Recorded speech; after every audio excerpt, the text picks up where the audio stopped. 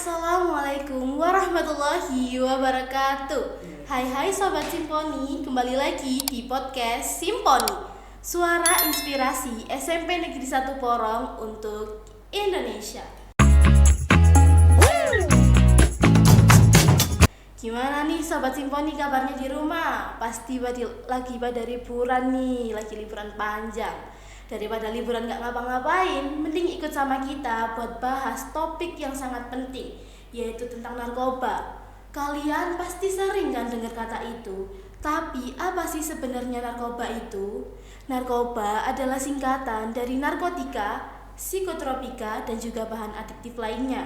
Ini adalah zat atau obat yang bisa mempengaruhi cara kerja otak, mengubah perasaan, pikiran, hingga perilaku. Meski beberapa jenis digunakan dalam dunia medis, namun penyalahgunaan tanpa pengawasan dokter dapat menyebabkan ketergantungan fisik, psikologis, hingga kematian.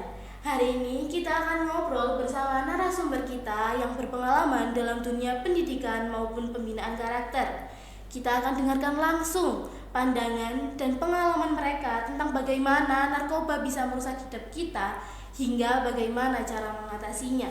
Selamat pagi Bu Arli. Selamat pagi. Bagaimana kabarnya Bu?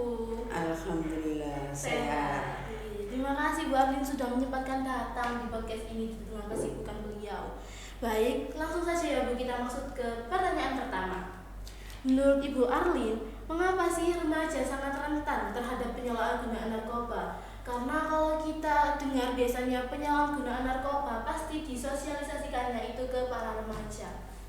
Betul, remaja saat ini memang rentan dalam penyalahgunaan narkoba. Karena apa? Yang pertama, remaja itu masa-masa ingin tahu. Jadi dia ingin mencoba hal-hal yang baru. Kemudian tidak mengerti apa itu narkoba, kemudian sering bergaul dengan teman-teman yang tidak benar, jadi asal bergaul saja. Kemudian pengaruh yang lainnya, misalnya kurang perhatian dan sebagainya, dan ingin mencoba hal-hal yang baru. Baik, jadi karena remaja tuh emang masanya suka coba-coba ya Bu ya? Iya betul. Jadi akhirnya kecanduan. Nah, tanda-tanda awal apa sih Bu yang bisa dikenali oleh orang awam jika siswa tersebut sudah mulai terlibat dalam narkoba? Ada beberapa tanda, misalnya seperti fisik ya, misalnya Fisik.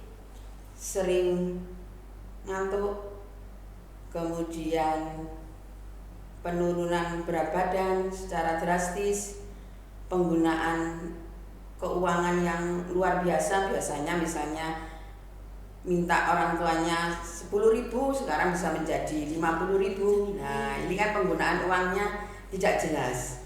Kemudian penurunan prestasi akademik, Kurang fokus ya. kurang fokus, sering ngantuk di kelas.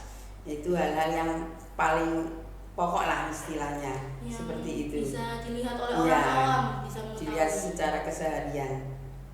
Lalu apakah ada Bu kegiatan sekolah yang berperan dalam mencegah penyebaran narkoba di lingkungan pendidikan? Kegiatan sekolah keseharian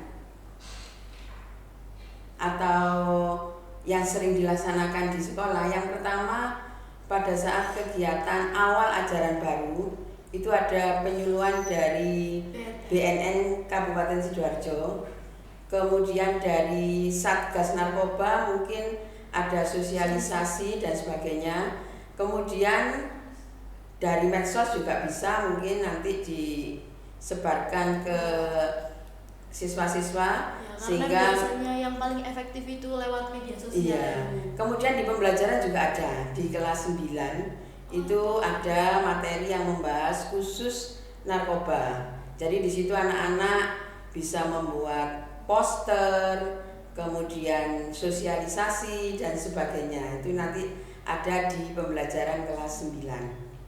Biasanya yang paling sering itu dari BNN ya Bu ya? Iya, dari BNN kita sering mendatangkan sosialisasi untuk siswa kelas 7, 8, dan 9. Nah Bu, mungkin Ibu bisa memberikan pendapat, kegiatan atau pendekatan apa yang bisa dianggap efektif untuk mengedukasi terkait narkoba? kegiatan istilahnya berarti ada kegiatan yang bersifat positif ya harusnya. Misalnya melalui kegiatan ekstra sehingga anak-anak fokus ke hal-hal yang positif. Jadi untuk mengatasi itu semuanya. Kemudian yang berkaitan itu juga mungkin melalui pembelajaran. Jadi anak-anak tetap aktif, misalnya ada sosialisasi tentunya, karena tanpa sosialisasi mungkin anak-anak juga kurang. Jadi asal ikut aja pergaulannya, jadi dia bisa secara secara aktif bisa memilih teman yang bagus yang tidak menjerumuskan ke hal-hal yang negatif. Jadi dialihkan ke kegiatan yang lebih positif seperti ekstra akan mereka Iya, menjadikan betul. diri. Nah, dari pengalaman Ibu Arlin nih, apa saja yang dilakukan jika seorang siswa sudah terkena kasus narkoba? Yang pertama tentunya kita adakan konseling ke siswa dengan bantuan guru BK. Kemudian kita bisa mendatangkan ke orang tua, kita saling komunikasi. Kalau memang betul-betul anak tersebut sudah mengkonsumsi narkoba, paling enggak nanti juga ada kita minta bantuan ke BNN atau yang pas menangani untuk narkoba. Paling enggak yang pertama kita komunikasi dengan orang tua ya. Agar semua ikut membantu. Betul. Nah, Ibu, adakah kasus siswa yang berhasil bangkit setelah terjerumus narkoba? Mungkin boleh diceritakan? Alhamdulillah di SMP Negeri 1 Porong Tidak ada. belum ada. Alhamdulillah tidak ada. Mudah-mudahan tidak ada dan tidak akan pernah terjadi di SMP 1 Porong. Nah, apakah Bu, keluarga bisa menjadi benteng pertama dalam mencegah keterlibatan anak-anaknya pada narkoba? Betul, keluarga adalah merupakan benteng utama untuk mencegah narkoba. Karena apa? Kegiatan paling banyak kan di rumah. Di sekolah hanya mulai jam 7 sampai jam setengah 2, jam 2 ya. Ya, kemudian mungkin anak-anak ikut kegiatan ekstra, selanjutnya kan pendidikan banyak yang di rumah. Sehingga orang tua perlu memantau kegiatan anaknya sehingga tahu jadwal sekian di sini sehingga tidak akan salah pergaulan dan tidak akan terjerumus dalam narkoba. Jadi peran orang tua itu sangat penting ya Bu? Betul, sangat penting sekali karena jamnya banyak di rumah daripada di sekolah. Nah, terakhir nih Bu, pesan apa yang ingin Ibu Arlin sampaikan untuk siswa yang mungkin sedang berada di titik rawan atau mulai tergoda untuk mencoba-coba narkoba? Yang pertama, jangan sekali-sekali mencoba narkoba. Karena kalau sudah terjerumus susah untuk bangun lagi. Dalam arti harus melalui tahapan kesini dan sebagainya. Sehingga jangan sampai anak-anak terjerumus narkoba. Karena langkah anak-anak ini masih panjang. Kan masih SMP, belum nanti SMA dan sebagainya. Paling tidak tetap fokus pada tujuan utama, tetap belajar dan berprestasi. Kalau bisa prestasi yes, narkoba no. Nah seperti itu teman-teman ya. Didengarkan ya, itu pesan dari Bu Arlin buat kalian semua. Boleh diulangi lagi Bu apa tadi?